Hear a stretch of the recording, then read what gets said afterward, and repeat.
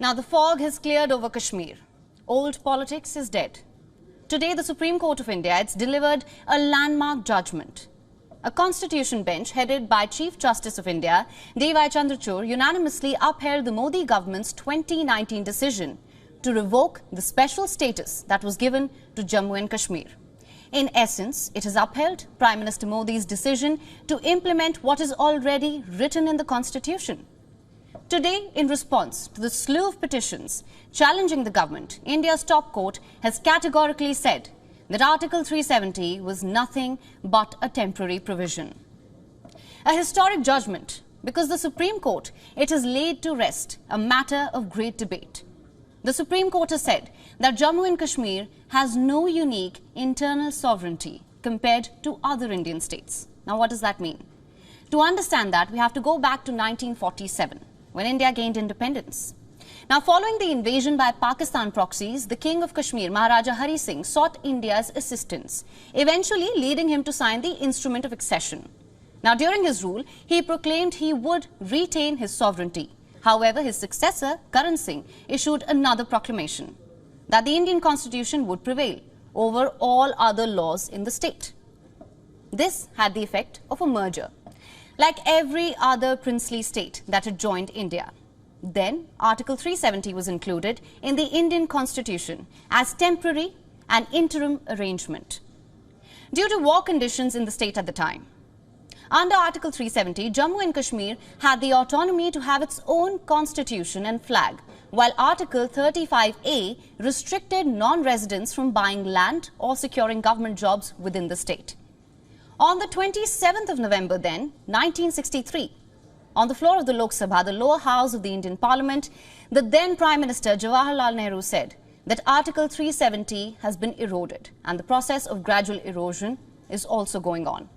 A year later, the then Home Minister Gulzari Lal Nanda, again on the floor of the Lok Sabha, described Article 370 as a tunnel, one that will take the Constitution of India to Jammu and Kashmir. He said that in the end, only the shell will remain and it will be bereft of its contents, and that it will hardly make any difference whether it's kept or not. These statements speak volumes about the intention behind Article 370. Cut to 2019. The Constitution Application to Jammu and Kashmir Order 2019 issued by the President withdrew the special status and extended all provisions of the Indian Constitution to Jammu and Kashmir. Further, the Jammu and Kashmir Reorganization Act 2019 bifurcated Jammu and Kashmir into two union territories. While Jammu and Kashmir was a union territory with a legislative assembly, Ladakh was without an assembly. The goal? To fully integrate Jammu and Kashmir with India. After a series of dramatic developments, the Modi government, it effectively abrogated Article 370, ending 7 decades of J&K's special status. With the end of Article 370, the contentious Article 35A was also rendered ineffective. Now, during the parliamentary discussions leading to the scrapping of this provision, the Union Home Minister Amit Shah had argued that Article 370, it hindered growth of Jammu and Kashmir. It was not facilitating its integration with India. Instead, it was hindering Jammu and Kashmir from aligning with the rest of India. Now, the move came at a time when Jammu and Kashmir was under governor's rule and there was no elected assembly in the state.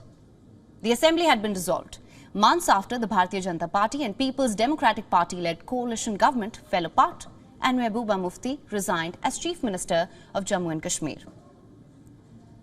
With the scrapping of Article 370, non-Kashmiris could buy property in the region and local control over state government jobs and admission to colleges also ended. A bunch of petitions were filed challenging the validity of the government's actions. The Supreme Court, it started examination of the petitions in August 2019. After a significant delay of about 2 years, the Supreme Court in February this year, it acknowledged the need for an expedited listing of the petitions. In July 2023, Chief Justice of India spearheaded the setting up of a new constitution bench. They started day-to-day hearings for the petitions. Finally, after a 16-day hearing on the matter, the Supreme Court passed the verdict today. So how have things changed since 2019? Apart from upholding the government's decision to scrap this temporary provision, the Supreme Court directed the Election Commission of India to hold elections in Jammu and Kashmir by the 30th of September next year. The Apex Court of India also directed restoration of statehood of Jammu and Kashmir, and it shall be done at the earliest.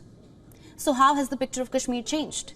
Since 2019, the Narendra Modi government, it's announced more investments in areas such as industries, healthcare, education, tourism.